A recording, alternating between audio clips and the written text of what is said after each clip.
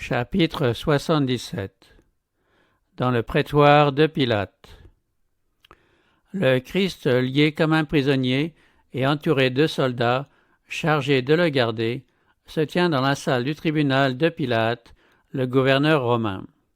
La salle ne tarde pas à se remplir de spectateurs. Dehors, tout près de l'entrée, se trouvent les juges du Sanhédrin, les prêtres, les chefs, les anciens et la populace.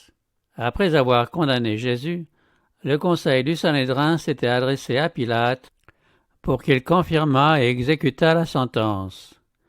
Ces fonctionnaires juifs se gardaient bien d'entrer dans le prétoire romain. Au terme de la loi cérémonielle, cela eût constitué une souillure ayant pour effet de les empêcher de prendre part à la fête de Pâques. Ils ne voyaient pas dans leur aveuglement qu'une haine sanguinaire avait déjà souillé leur cœur et qu'en rejetant le Christ, le véritable agneau pascal, cette grande fête perdait pour eux toute signification. Quand le Sauveur fut introduit auprès de Pilate, celui-ci le regarda d'un œil sévère. Le gouverneur romain avait dû sortir en hâte de sa chambre à coucher, et il était décidé à traiter son prisonnier avec rigueur, s'acquittant de sa tâche le plus rapidement possible. Il dévisagea avec dureté cet homme pour qui l'on avait interrompu son repos à une heure aussi matinale et que les autorités juives désiraient voir examiné et puni en toute hâte. Pilate considéra ceux qui avaient amené Jésus, puis son regard pénétrant se fixa à nouveau sur Jésus. Il avait eu affaire à toutes sortes de criminels. Jamais pourtant on ne lui avait amené un homme ayant une telle expression de bonté et de noblesse. Sur son visage, aucun signe de culpabilité, aucune marque de frayeur, d'audace ou de défi. Pilate avait devant lui un homme à l'attitude calme et digne, qui, loin de porter l'empreinte du crime, reflétait au contraire quelque chose de céleste. L'apparence du Christ produisit sur Pilate une impression favorable qui réveilla ce qu'il y avait de meilleur en lui. Il avait entendu parler de Jésus et de ses œuvres. Sa femme l'avait entretenu des actes étonnants accomplis par le prophète galiléen qui guérissait des malades et ressuscitait des morts. Ces choses revinrent comme un songe à l'esprit de Pilate. Il se rappela les rumeurs qui lui étaient parvenues de différentes sources. Il exigeait que les Juifs fournissent des preuves contre le prisonnier. « Qui est cet homme, et pourquoi me l'avez-vous amené » dit-il. « Quelle accusation pouvez-vous faire valoir contre lui » Les Juifs, décontenancés, ne souhaitaient pas un interrogatoire public, sachant bien qu'ils ne pourraient prouver leurs accusations contre le Christ. Ils répondirent donc qu'il s'agissait d'un imposteur du nom de Jésus de Nazareth. Pilate insista. « Quelle accusation portez-vous contre cet homme » Au lieu de répondre directement, les prêtres manifestèrent leur mécontentement par ces paroles. « Si ce n'était pas un malfaiteur, nous ne te l'aurions pas livré. » Lorsque des membres du Sanhédrin, les premiers hommes de la nation, t'amènent un homme qu'ils jugent digne de mort, est-il besoin de demander de quoi cet homme est accusé? Ils supposaient que Pilate, par égard pour leur charge, prendrait en considération leur requête sans trop prolonger les préliminaires. Ils étaient impatients d'obtenir confirmation de leur sentence, car ils savaient fort bien que ceux qui avaient été témoins des œuvres merveilleuses du Christ pourraient faire un récit tout différent de celui que les prêtres avaient forgé. Étant donné le caractère faible et indécis de Pilate, les prêtres pensaient réaliser leur dessein sans difficulté. Il lui était déjà arrivé auparavant de signer des condamnations à mort non motivées.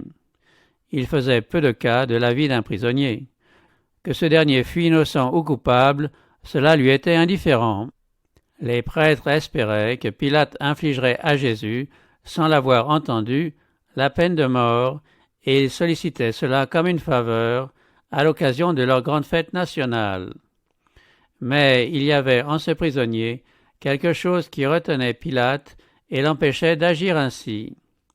Il devinait le dessein des prêtres et se rappelait que, peu de temps auparavant, Jésus avait ramené à la vie Lazare, enseveli depuis 4 jours. Il voulait donc, avant de signer la sentence de mort, savoir de quelles accusations Jésus était chargé et connaître les preuves justifiant celles-ci. « Si votre jugement suffit, dit-il, pourquoi m'amenez-vous le prisonnier? Prenez-le vous-même et jugez-le selon votre loi. » Les prêtres durent alors avouer qu'ils l'avaient déjà condamné, mais qu'il leur fallait l'approbation de Pilate pour rendre valide leur condamnation. « Quel a été votre verdict? Demanda Pilate. « La mort, répondirent-ils, mais il ne nous est pas permis de faire mourir personne. » Ils demandaient à Pilate de reconnaître sur leurs paroles la culpabilité du Christ et de donner force de loi à leur arrêt. Ils prendraient la responsabilité des conséquences. Pilate n'était pas un juge consciencieux et juste, mais si grande que fût sa faiblesse de caractère, il ne voulait condamner Jésus que si une accusation valable était produite contre lui. Les prêtres se trouvaient dans une impasse, comprenant qu'ils devaient cacher leur hypocrisie sous le voile le plus épais. Il ne fallait pas laisser voir que le Christ avait été arrêté pour des motifs religieux, autrement leur poursuite n'aurait aucune valeur aux yeux de Pilate. Il fallait donner à entendre que Jésus agissait contre la loi commune et qu'il pouvait être puni pour un délit politique. Des tumultes et des insurrections contre le gouvernement romain éclataient à tout moment parmi les Juifs. Les Romains avaient coutume d'exercer une répression implacable pour étouffer dans l'œuf toute tentative de révolte. Quelques jours auparavant, les pharisiens avaient essayé de prendre Jésus au piège en lui posant cette question: « Nous est-il permis ou non de payer le tribut à César ?» Mais Jésus avait démasqué leur hypocrisie. Les Romains qui se trouvaient présents avaient assisté à la défaite totale de ces intrigants grâce à sa réponse: « Rendez donc à César ce qui est à César. » Les prêtres prêtèrent au Christ la réponse qu'ils avaient espéré obtenir de lui, et pour sortir d'embarras, ils firent appel à de faux témoins. Alors ils se mirent à l'accuser en disant: « Nous avons trouvé celui-ci qui incitait notre nation à la révolte, empêchait de payer le tribut à César et se disait lui-même Christ roi. » Trois accusations toutes moins fondées les unes que les autres. Les prêtres le savaient bien, mais ils étaient décidés à atteindre leur but, fût-ce au prix d'un parjure. Pilate pénétra leur intention. Il ne croyait pas que le prisonnier eût conspiré contre le gouvernement. Son apparence pleine de douceur et d'humilité suffisait à démentir ces accusations. Convaincu qu'une trame avait été ourdie en vue de supprimer un innocent qui gênait les dignitaires juifs, Pilate, se tournant vers Jésus, lui demanda: « Es-tu le roi des Juifs ?» Le Sauveur répondit: « Tu le dis. » Et, ce disant, son visage s'illumina comme s'il reflétait un rayon de soleil. Ayant entendu la réponse, Caïphe et ses associés prirent Pilate à témoin que Jésus avait avoué le crime dont on l'accusait. Avec des cris tumultueux, prêtres, scribes et pharisiens demandèrent qu'il fût condamné à mort. La populace leur faisait écho et le vacarme était assourdissant. Pilate ne savait que faire. Voyant que Jésus ne répondait pas à ses accusateurs, il lui dit: « Ne réponds-tu rien? Vois-tu ce dont ils t'accusent ?» Et Jésus ne fit plus aucune réponse. Le Christ se tenait derrière Pilate, à la vue de tous ceux qui se trouvaient dans la cour, et il entendait les insultes. Cependant, il ne répondit pas aux accusations mensongères dirigées contre lui. Toute son attitude disait assez qu'il avait le sentiment de son innocence. Les vagues furieuses qui déferlaient sur lui le laissaient impassible. On aurait dit qu'une houle impétueuse, s'élevant toujours plus haut, comme les vagues de l'océan soulevées par la tempête, se brisait autour de lui sans le toucher. Il restait silencieux, mais son silence était éloquent. Une lumière venant de l'intérieur illuminait toute sa personne. L'attitude de Jésus étonnait Pilate. Il se demandait: cet homme se désintéresse-t-il des poursuites dirigées contre lui parce qu'il ne se soucie pas de sauver sa vie? Voyant Jésus supporter les injures et les moqueries sans se défendre, il sentait bien que l'accusé ne pouvait être aussi injuste que les prêtres en fureur. Pour savoir la vérité et se soustraire en même temps au tumulte de la foule, Pilate prit Jésus à part et l'interrogea de nouveau. « Es-tu le roi des Juifs » Jésus ne répondit pas directement. Il savait que le Saint-Esprit s'efforçait de gagner Pilate. Aussi lui donna-t-il l'occasion d'exprimer sa conviction. « Est-ce de toi-même que tu dis cela » demanda-t-il, « ou d'autres te l'ont-ils dit de moi » En d'autres termes, la question de Pilate s'inspirait-elle des accusations formulées par les prêtres ou du désir d'obtenir du Christ de la lumière? Pilate comprit, mais un sentiment d'orgueil s'éleva en son cœur. Il n'avoua pas la conviction qui s'était emparée de lui. « Moi, suis-je donc juif » dit-il. « Ta nation et les grands prêtres t'ont livré à moi. Qu'as-tu fait » Pilate avait laissé passer une occasion unique. Néanmoins, Jésus ne voulut pas le laisser sans lui donner plus de lumière. Sans répondre directement à la question de Pilate, il définit clairement sa mission, faisant comprendre au gouverneur qu'il n'était pas à la recherche d'un trône terrestre.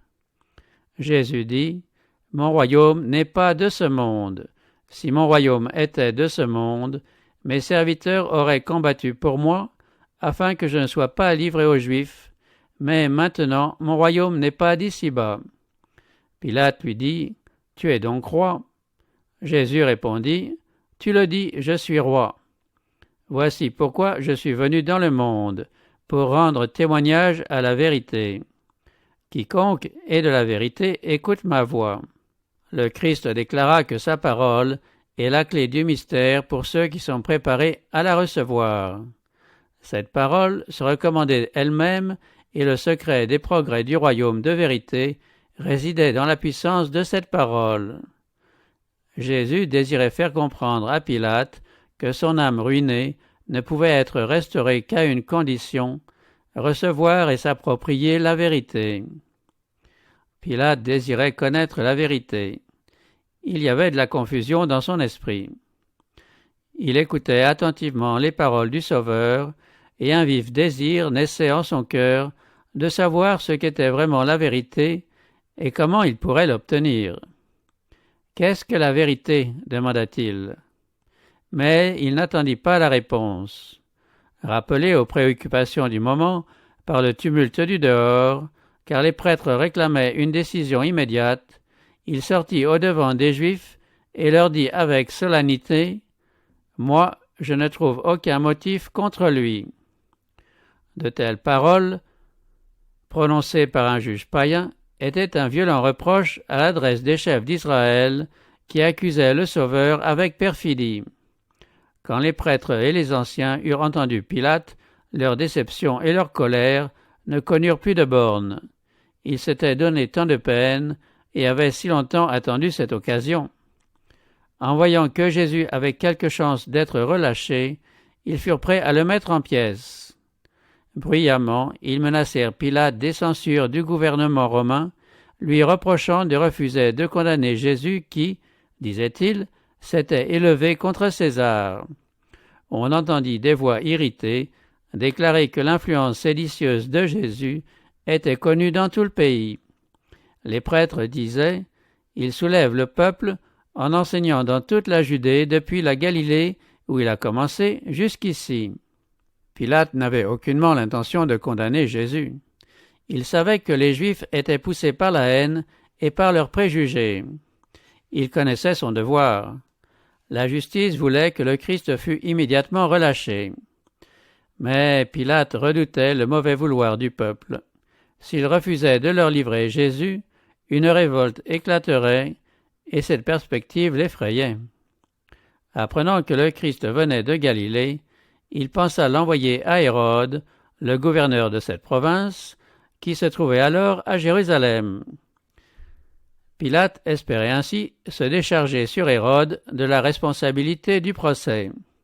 Il y voyait en même temps une bonne occasion de mettre fin à une vieille querelle qui existait entre lui et Hérode. En effet, ses prévisions se réalisèrent. Les deux magistrats devinrent amis à l'occasion du procès du Sauveur. Pilate remit Jésus entre les mains des soldats, et une foule moqueuse et insultante l'accompagna au tribunal d'Hérode. Lorsqu'Hérode vit Jésus, il en eut une grande joie.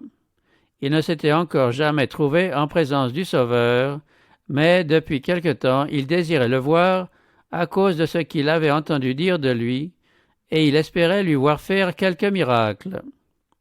Cet Hérode s'était souillé les mains en répandant le sang de Jean-Baptiste. Quand pour la première fois il avait entendu parler de Jésus, il avait été frappé de terreur et avait dit « Ce Jean que j'ai fait décapiter, c'est lui qui est ressuscité. C'est pour cela qu'il a le pouvoir de faire des miracles. » Cependant, Hérode désirait voir Jésus. Il voyait là une occasion de sauver la vie de ce prophète.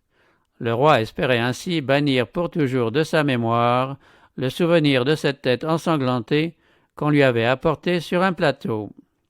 Il désirait aussi satisfaire sa curiosité.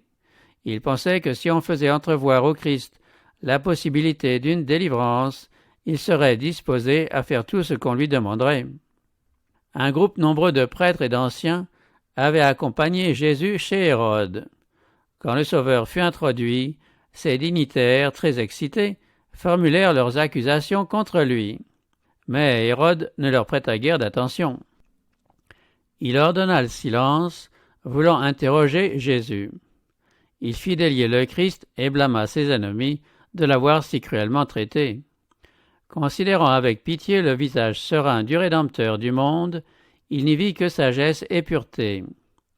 Tout comme Pilate, il était convaincu que le Christ avait été accusé par malice et par envie. Hérode posa diverses questions au Christ, mais celui-ci garda un silence absolu. Le roi ordonna que l'on amenât des infirmes et des impotents, et Jésus fut mis en demeure d'établir des assertions en opérant un miracle. « On prétend que tu peux guérir les malades, dit Hérode. Je désire voir si l'on n'a pas surfait ta réputation. » Comme Jésus ne répondait pas, Hérode insista. « Si tu es capable d'opérer des miracles pour d'autres, agis maintenant en ta faveur, et il t'en résultera du bien. » Puis, sur un ton de commandement, il dit « Prouve-nous par un signe que tu as réellement la puissance que l'on t'attribue. » Mais le Christ était semblable à quelqu'un qui ne voit et n'entend rien. Le Fils de Dieu avait revêtu la nature humaine. Il devait se comporter comme un autre homme dans de pareilles circonstances. Il ne lui appartenait pas d'accomplir un miracle pour éviter la douleur et l'humiliation que doit endurer tout homme placé dans une situation semblable. Hérode promit à Jésus de le relâcher s'il voulait accomplir quelque miracle en sa présence. Les accusateurs du Christ avaient vu de leurs yeux les œuvres extraordinaires qu'il accomplissait. Ils l'avaient entendu ordonner au sépulcre de rendre le mort qu'il renfermait. Ils avaient vu le mort obéir à sa voix. Ils craignaient maintenant que Jésus n'accomplît un miracle, redoutant par-dessus tout une démonstration de sa puissance. Une telle manifestation eût porté le coup de grâce à leur plan et leur aurait peut-être coûté la vie à eux. Pleins d'anxiété, les prêtres et les principaux renouvelèrent leurs accusations. Enflant la voix, ils disaient « C'est un traître, un blasphémateur. C'est par la puissance de Belzébul, le prince des démons, qu'il accomplit ces miracles. » Toute la salle était dans la confusion, les uns criant d'une manière, les autres de l'autre. La conscience d'Hérode était maintenant beaucoup moins sensible que lorsqu'il avait reculé d'effroi en entendant Hérodiade lui réclamer la tête de Jean-Baptiste. Pendant quelque temps, il avait senti les aiguillons du remords, mais sa vie licencieuse avait, de plus en plus, affaibli son sens moral. Son cœur s'était endurci à tel point qu'il osait se vanter d'avoir puni Jean-Baptiste de sa hardiesse. Maintenant, il menaçait Jésus, déclarant à plusieurs reprises qu'il était en son pouvoir de le relâcher ou de le condamner. Mais Jésus ne semblait pas entendre. Ce silence, qui paraissait montrer de l'indifférence pour son autorité, irrita profondément Hérode. Ce roi vain et gonflé d'orgueil eût été moins offensé par un violent reproche. Il redoubla de menaces, mais Jésus persista dans son silence. Le Christ n'était pas venu dans le monde pour satisfaire une vaine curiosité, mais pour guérir les cœurs brisés. S'il avait pu, par une parole, guérir une âme des atteintes du péché, il ne serait pas resté silencieux. Il n'avait rien à dire à ceux qui étaient prêts à fouler la vérité sous des pieds profanes. Le Christ pouvait transpercer par ses paroles le roi endurci, le frapper de terreur en lui exposant toute l'iniquité de sa vie, ainsi que l'horrible sort qui l'attendait. Jésus lui infligea par son silence la réprimande la plus sévère. Hérode avait rejeté la vérité que lui avait apportée le plus grand des prophètes. Aucun autre message ne lui serait donné. La majesté du ciel n'avait pas un mot à lui dire. Cette oreille qui avait toujours été ouverte pour accueillir les cris des malheureux restait insensible au commandement d'Hérode. Ses yeux qui n'avaient jamais cessé d'exprimer la pitié, l'amour et le pardon aux pécheurs repentants, ne daignaient pas gratifier Hérode d'un regard. Les lèvres qui avaient formulé les vérités les plus frappantes et plaidé avec la plus grande tendresse auprès des êtres les plus coupables et les plus dégradés, restaient fermées devant un roi orgueilleux qui n'éprouvait aucun besoin d'un sauveur. La passion assombrissait le visage d'Hérode. S'adressant à la foule, il déclara avec colère que Jésus était un imposteur. Puis il dit au Christ, « Si tu renonces à prouver tes prétentions, je te livrerai aux soldats et au peuple. Peut-être réussiront-ils à te faire parler. Si tu n'es qu'un imposteur, tu mérites la mort. Si tu es le Fils de Dieu, sauve-toi en opérant un miracle. » Il avait à peine dit cela que l'on se précipita sur le Christ. Les spectateurs, semblables à des bêtes féroces, se jetèrent sur Jésus, se l'arrachant des mains. Hérode, pour humilier le Fils de Dieu, se joignit à la populace. Si les soldats romains n'avaient repoussé ces furieux, le Sauveur eût été mis en pièces. Hérode, avec son escorte militaire, le traita avec mépris, et après s'être moqué de lui et l'avoir revêtu d'un habit magnifique, il le renvoya à Pilate. Les soldats romains ajoutaient leur mauvais traitement à tous ceux déjà subis. Mais la divine patience de Jésus ne faillit point. Les persécuteurs du Christ avaient jugé Jésus à leur mesure. Ils se l'étaient représenté aussi vil qu'eux-mêmes. Derrière toutes les apparences du moment, une autre scène se présenta, une scène glorieuse qu'ils apercevront tous un jour. Il s'en trouva quelques-uns qui tremblèrent en la présence du Christ. Tandis que la foule grossière s'inclinait devant lui par dérision, quelques-uns de ceux qui s'étaient avancés avec la même intention s'en retournèrent, muets de frayeur. Hérode se sentait convaincu. Les derniers rayons de la lumière de la grâce brillaient sur son cœur insensible. Il sentait qu'il n'avait pas devant lui un homme ordinaire, car la divinité éclatait à travers l'humanité. Au moment même où le Christ était entouré de moqueurs, d'adultères et de meurtriers, Hérode avait l'impression de contempler un Dieu sur son trône. Si endurci qu'il fût, Hérode n'osa pas ratifier la condamnation du Christ et préféra se décharger de cette terrible responsabilité en renvoyant Jésus au tribunal romain. Pilate éprouva beaucoup de déception et de déplaisir lorsque les Juifs revinrent avec leurs prisonniers. Il leur demanda d'un ton impatient ce qu'ils voulaient de lui, leur rappelant qu'il avait déjà interrogé Jésus et n'avait trouvé en lui aucun mal. Il leur dit qu'il s'était borné à formuler des plaintes à son sujet sans réussir à établir une seule preuve à sa charge. Hérode, le tétrarque de la Galilée, qui était de leur nation, n'avait lui non plus rien trouvé dans l'accusé qui méritât la mort. « Je le relâcherai donc après l'avoir fait châtier », ajouta Pilate. C'est ici que Pilate fit preuve de faiblesse. Tout en déclarant que Jésus était innocent, il consentit à le faire battre de verges pour accorder une satisfaction à ses accusateurs. Il préférait un compromis et sacrifier la justice et les principes pour apaiser la foule. En agissant ainsi, il se mettait dans une position désavantageuse. Profitant de son indécision, la foule réclamait, plus bruyamment encore, la vie du prisonnier. Si Pilate s'était montré ferme dès le début, refusant de condamner un homme dont il avait constaté l'innocence, il eût brisé la chaîne fatale qui devait le retenir toute sa vie sous le poids de la faute et du remords. S'il s'était conformé à ses convictions, les Juifs n'auraient pas osé lui imposer leur volonté. Le Christ n'eût pas évité la mort, mais Pilate n'aurait pas porté la responsabilité du crime. Pilate avait, peu à peu, violé sa conscience.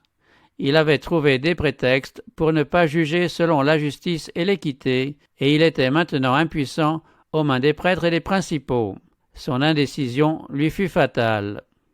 Pourtant, en ce moment même, Pilate ne fut pas abandonné à son aveuglement.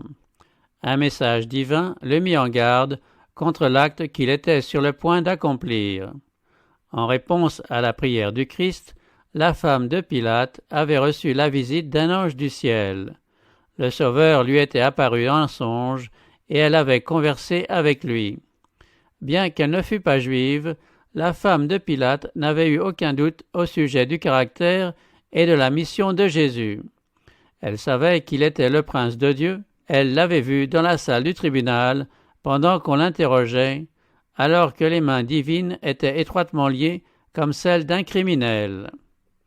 Elle avait été témoin de la besogne impie accomplie par Hérode et ses soldats, et avait entendu les accusations furieuses des prêtres et des anciens, remplies d'envie et de malice. Elle avait entendu les paroles « Nous avons une loi, et d'après cette loi, il doit mourir ». Elle avait vu Pilate livrer Jésus à la flagellation après avoir déclaré « Je ne trouve aucun motif contre lui ». Elle l'avait vu condamner le Christ et le remettre à ses meurtriers. Elle avait vu la croix dressée sur le calvaire, dans l'obscurité répandue soudain sur la terre, tandis que retentissait le cri mystérieux « Tout est accompli ». Ensuite, une autre scène s'était présentée à ses yeux. Le Christ, assis sur le grand trône blanc, alors que la terre chancelait dans l'espace et que les meurtriers du Sauveur s'enfuyaient loin de sa présence glorieuse.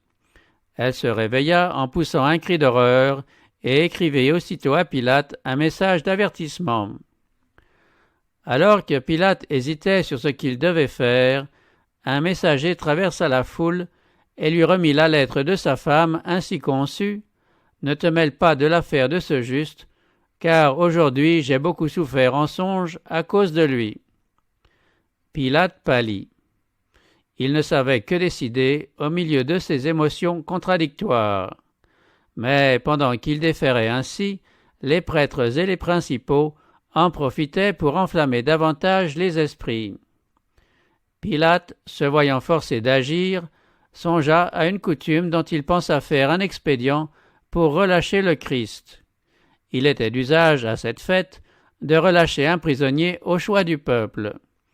C'était une coutume d'invention païenne, et bien qu'il n'y eût pas une ombre de justice en cela, les Juifs y tenaient beaucoup.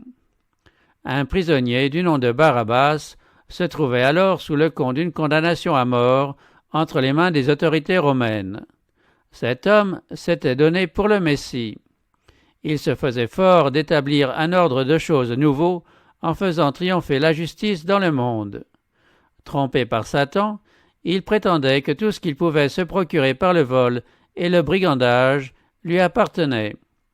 Il avait fait de grandes choses par le pouvoir de Satan et s'était ainsi donné une suite nombreuse avec laquelle il avait provoqué une sédition contre le gouvernement romain. Sous le couvert de l'enthousiasme religieux, c'était un scélérat endurci qui s'acharnait à commettre des actes de rébellion et de cruauté. Pilate espérait éveiller dans le peuple un sentiment de justice en lui laissant le choix entre cet homme et le Sauveur innocent. Il comptait susciter à Jésus des sympathies en opposition avec les prêtres et les chefs. Il s'adressa donc à la foule et lui dit avec véhémence « Lequel voulez-vous que je vous relâche, Barabbas ou Jésus appelé Christ ?» Comme un rugissement de fauve éclata la réponse Relâche-nous Barabbas. Toujours plus fort retentissait le cri Barabbas, Barabbas. Pensant qu'on n'avait pas compris sa question, Pilate demanda Voulez-vous que je vous relâche le roi des Juifs? Mais ils crièrent plus violemment Fais mourir celui-ci et relâche-nous Barabbas. Que ferai-je donc de Jésus qu'on appelle Christ? Demanda Pilate. De nouveau, la foule houleuse poussa des rugissements démoniaques. De vrais démons en forme humaine se trouvaient dans la foule. Quelle autre réponse eût-on pu attendre de celle-ci? Qu'il soit crucifié. Pilate n'avait pas prévu que les choses en arriveraient là. Il lui répugnait de livrer un innocent à la mort la plus ignominieuse et la plus cruelle. Lorsque le tumulte se fut apaisé, il dit au peuple « Mais quel mal a-t-il fait ?» Il était trop tard pour argumenter encore. Ce qu'on voulait, ce n'était pas des preuves de l'innocence de Christ, c'était sa condamnation. Pilate fit un nouvel effort pour le sauver. Il leur dit pour la 3e fois « Quel mal a-t-il fait?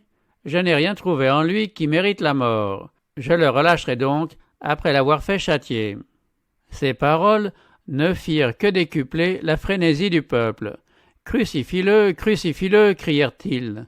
Leur rage soulevé par l'indécision de Pilate grondait toujours plus fort. On se saisit de Jésus, exténué de fatigue et tout couvert de meurtrissures, et on le frappa de verges en présence de la multitude. Les soldats amenèrent Jésus dans l'intérieur de la cour, c'est-à-dire dans le prétoire, et appelèrent toute la cohorte. Ils le revêtirent de pourpre et posèrent sur sa tête une couronne d'épines tressées. Puis ils se mirent à le saluer. « Salut, roi des Juifs !» Et ils crachaient sur lui et fléchissaient les genoux pour se prosterner devant lui. De temps en temps, quelque énergumène lui arrachait le roseau qu'on avait placé entre ses mains et en frappait la couronne qui entourait son front, enfonçant les épines dans ses tempes et en faisant jaillir du sang qui inondait son visage. Cieux tressaillez, terre soit étonnée. Voici les oppresseurs et l'opprimé. Une foule furieuse entoure le Sauveur du monde. Les moqueries et les sarcasmes se mêlent aux jurons les plus grossiers. La foule insensible déblatère sur sa naissance humble et sa vie modeste. On tourne en ridicule son titre de fils de Dieu. La plaisanterie vulgaire et le rire insultant passent de bouche en bouche. Satan est à la tête de la foule qui maltraite cruellement le Sauveur.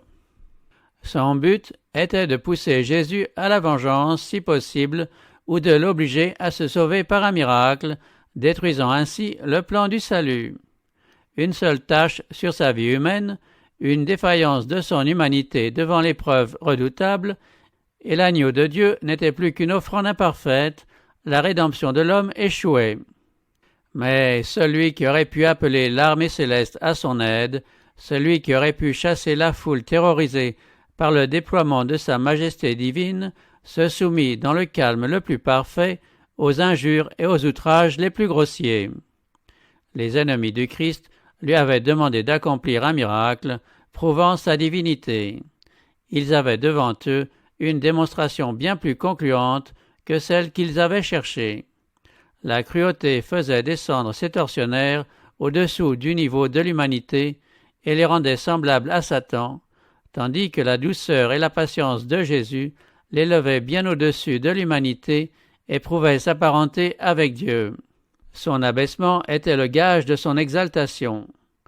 Les gouttes de sang qui, de ses tempes blessées, coulaient sur son visage, annonçaient qu'il serait oint avec une huile d'allégresse en qualité de souverain sacrificateur. La fureur de Satan était grande de voir que tous les mauvais traitements infligés au Sauveur ne lui arrachaient pas le moindre murmure. Bien qu'ayant revêtu la nature humaine, Jésus était soutenu par une force divine et ne s'écartait en aucune façon de la volonté de son Père. En livrant Jésus à la flagellation et aux moqueries, Pilate espérait provoquer la pitié de la foule. Il supposait que ce châtiment lui paraîtrait suffisant. Même la malice des prêtres, se disait-il, serait satisfaite.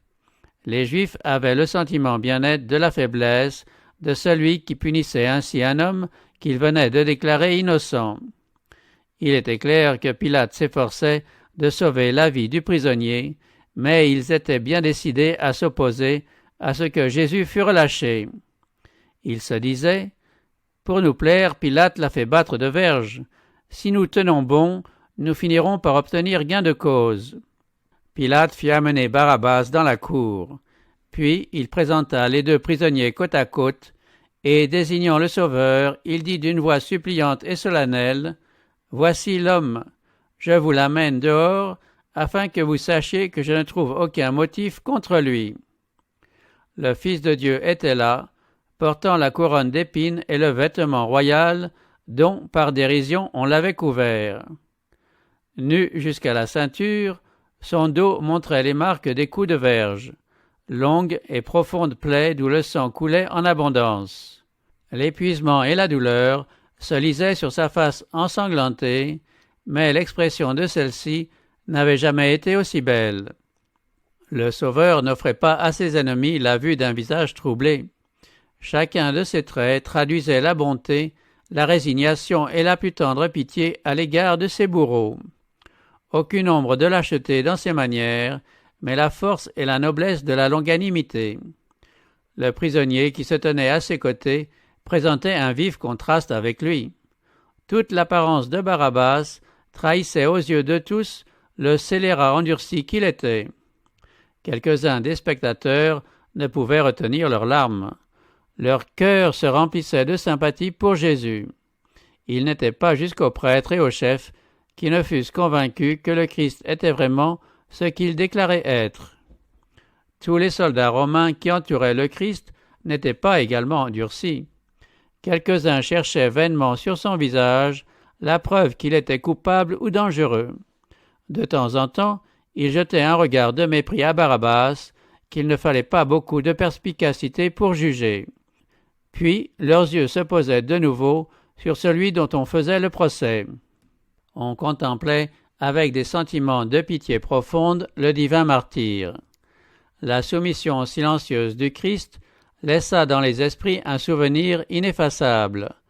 Chacun devait, un jour, ou bien le reconnaître comme le Christ, ou bien sceller sa propre destinée en le rejetant. La patience du Sauveur, lequel ne faisait entendre aucune plainte, remplissait Pilate d'étonnement. Il était sûr que la vue de cet homme, en contraste avec Barabbas, susciterait la compassion des Juifs. Il ne connaissait pas la haine fanatique des prêtres pour celui qui, étant la lumière du monde, avait dévoilé leurs ténèbres et leurs erreurs. Tous vociféraient éperdument, avec les prêtres et les principaux qui avaient excité leur fureur, « Crucifie-le, crucifie-le » Impatienté par cette cruauté rebelle à tous les raisonnements, Pilate cria désespéré « Prenez-le vous-même et crucifiez-le, car moi je ne trouve pas de motif contre lui. » Bien qu'habitué à des scènes de cruauté, le gouverneur romain était touché de sympathie pour ce prisonnier accablé de souffrance qui, condamné et flagellé, le front saignant et le dos lacéré, gardait l'attitude d'un roi sur le trône. Mais les prêtres firent cette déclaration « Nous avons une loi, et selon la loi il doit mourir, parce qu'il s'est fait fils de Dieu. » Pilate eut un frémissement. Il n'avait pas une juste conception du Christ et de sa mission. Pourtant, il croyait vaguement en un Dieu et en des êtres supérieurs à l'humanité. Une pensée qui avait déjà traversé son esprit prit maintenant à ses yeux une forme plus définie. Il se demandait s'il n'avait pas devant lui un être divin revêtu par ironie d'une robe de pourpre et couronné d'épines. Étant rentré dans la salle du tribunal, il dit à Jésus « D'où es-tu » Mais Jésus ne lui donna pas de réponse. Le Sauveur avait parlé ouvertement à Pilate, lui expliquant sa mission en tant que témoin de la vérité. Pilate ne s'était pas soucié de la lumière, il avait abusé de ses hautes fonctions de juge en sacrifiant ses principes et son autorité aux exigences de la foule. Jésus n'avait pas d'autre lumière à lui donner. Blessé par son silence, Pilate lui dit avec hauteur « À moi tu ne parles pas ? Ne sais-tu pas que j'ai le pouvoir de te relâcher et que j'ai le pouvoir de te crucifier ?» Jésus répondit « Tu n'aurais sur moi aucun pouvoir s'il ne t'avait été donné d'en haut. C'est pourquoi celui qui me livre à toi est coupable d'un plus grand péché. » Le Sauveur miséricordieux, au milieu des souffrances les plus intenses, s'efforçait d'excuser autant que possible le gouverneur romain qui allait le livrer à la mort. Quel exemple donner au siècle à venir! Et quelle lumière il jette sur le caractère du juge de toute la terre!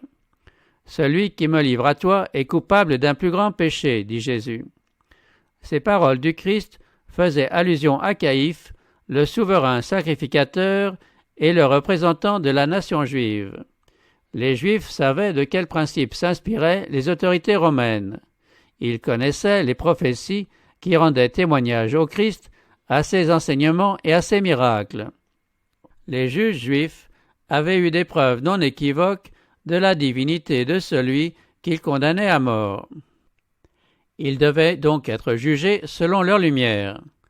Les plus grands coupables et les plus responsables étaient les chefs de la nation qui trahissaient lâchement le dépôt sacré à eux confié. Pilate, Hérode et les soldats romains, en maltraitant le Christ, voulaient se rendre agréables aux prêtres et aux chefs. Ils savaient peu de choses concernant Jésus et ne jouissaient pas de la lumière reçue en si grande abondance par la nation juive. Si les soldats avaient possédé cette lumière, ils n'auraient pas agi avec tant de cruauté. Pilate proposa encore une fois de relâcher le Sauveur. Mais les Juifs crièrent « Si tu le relâches, tu n'es pas ami de César. » Ces hypocrites feignaient d'être soucieux de l'autorité de l'empereur. Les Juifs étaient les adversaires les plus acharnés de la domination romaine. Quand il n'y avait pour eux aucun danger, ils faisaient valoir leurs exigences nationales et religieuses de la manière la plus tyrannique. Mais ils exaltaient le pouvoir de César alors qu'il s'agissait de réaliser un dessein sanguinaire. Pour obtenir la mort du Christ, ils étaient prêts à se déclarer des sujets loyaux d'un gouvernement étranger haï. « Quiconque se fait roi se déclare contre César », poursuivait-il. C'était toucher Pilate à un point sensible. Déjà suspect auprès du gouvernement romain, il savait qu'un tel rapport occasionnerait sa ruine. Il savait que si les Juifs se voyaient frustrés dans leurs desseins, leur rage se tournerait contre lui. Il ne négligerait rien pour satisfaire leur vengeance. L'exemple qu'il avait devant lui montrait avec quel acharnement ils cherchaient à ôter la vie à celui qu'ils haïssaient sans cause. Pilate reprit sa place au tribunal et, une fois de plus, présenta Jésus au peuple en disant « Voici votre roi ». Des cris furieux s'élevèrent « À mort, crucifie-le ». Pilate demanda d'une voix retentissante « Crucifierai-je votre roi ?» Mais des lèvres profanes et blasphématoires prononcèrent ces paroles « Nous n'avons de roi que César ». En se plaçant de leur propre choix sous un gouvernement païen, les Juifs se retiraient de la théocratie.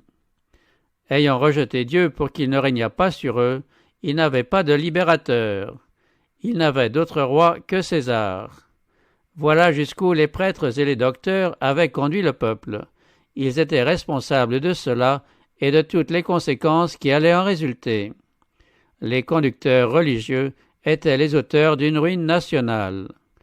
Pilate, voyant qu'il n'arrivait à rien, mais que le tumulte augmentait, prit de l'eau, se leva les mains en présence de la foule et dit « Je suis innocent du sang de ce juste, cela vous regarde. » Avec un sentiment de crainte et de propre condamnation, Pilate regardait le Sauveur. Lui seul restait paisible au milieu de cette vaste mer de visages convulsionnés. Une douce lumière paraissait envelopper sa tête. Pilate pensait « C'est un Dieu ». Se tournant vers la foule, il dit « Je suis innocent de son sang, prenez-le et crucifiez-le. Mais remarquez, vous, les prêtres et les principaux, que je le déclare juste. Puisse celui qu'il revendique comme son Père vous rendre responsable, plutôt que moi, de l'œuvre de ce jour. » Puis il dit à Jésus « Pardonne-moi, je ne puis te sauver. » Lorsqu'il eut soumis Jésus à une seconde flagellation, il le livra pour être crucifié. Pilate désirait délivrer Jésus, mais il voyait bien qu'il ne pouvait pas le faire en conservant sa position et ses honneurs. il préféra sacrifier une vie innocente plutôt que de perdre sa puissance mondaine.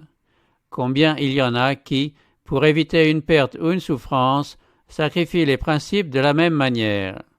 La conscience et le devoir montrent un chemin, l'intérêt personnel en montre un autre.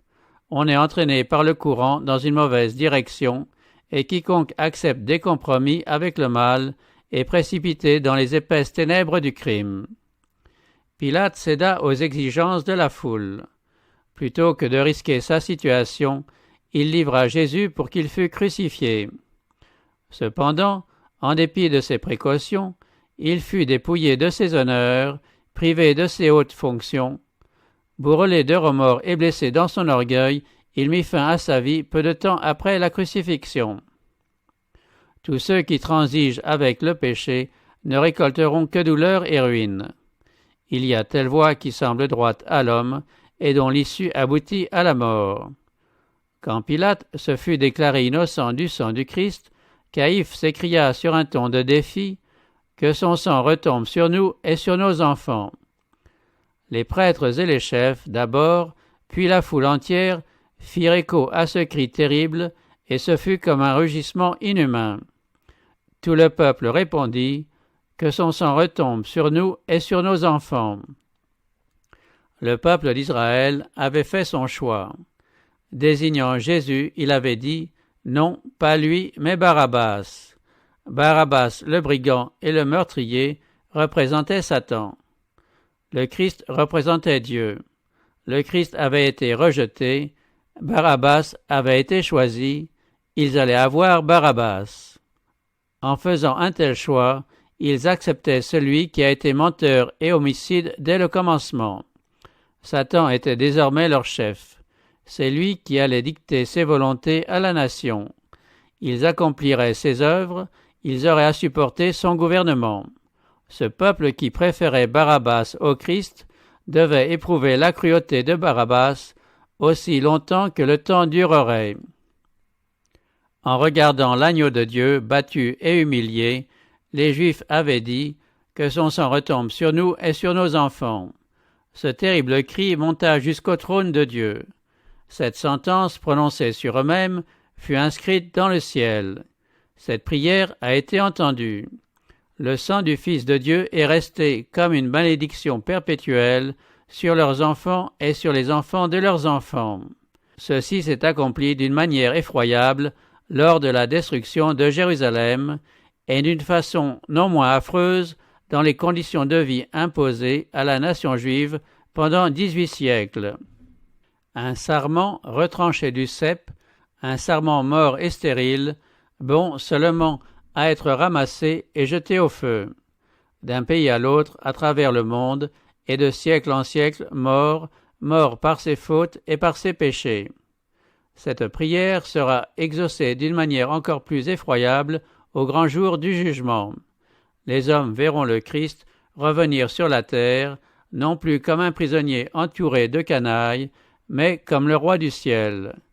Le Christ viendra avec sa propre gloire, avec la gloire de son Père et avec la gloire de ses saints anges. Des myriades d'anges, fils de Dieu magnifiques et triomphants, revêtus d'un charme et d'un éclat incomparables, formeront son escorte. Il s'assiera sur le trône de sa magnificence, et les nations seront rassemblées devant lui. Alors tout œil le verra, même ceux qui l'ont percé. Au lieu d'une couronne d'épines, il portera une couronne de gloire. Le vieux vêtement de pourpre sera remplacé par des vêtements d'une telle blancheur qu'il n'est pas de foulon sur terre qui puisse blanchir ainsi. Il aura sur son manteau et sur sa cuisse un nom écrit « Roi des rois et Seigneur des seigneurs ». Ils seront là, ceux qui l'ont tourné en dérision, ceux qui l'ont frappé. Les prêtres et les chefs reverront la scène qui s'est déroulée dans le tribunal. Chaque circonstance se présentera à eux comme gravée en lettres de feu. Alors ceux qui ont dit que son sang retombe sur nous et sur nos enfants recevront l'exaucement de leurs prières. Tout l'univers saura et comprendra. Les hommes verront contre qui ils ont fait la guerre, eux, êtres pauvres, faibles et bornés. dans leur détresse et leur épouvante, ils diront aux montagnes et aux rochers, « Tombez sur nous et cachez-nous loin de la face de celui qui est assis sur le trône et de la colère de l'agneau, car le grand jour de leur colère est venu, et qui pourrait subsister ?»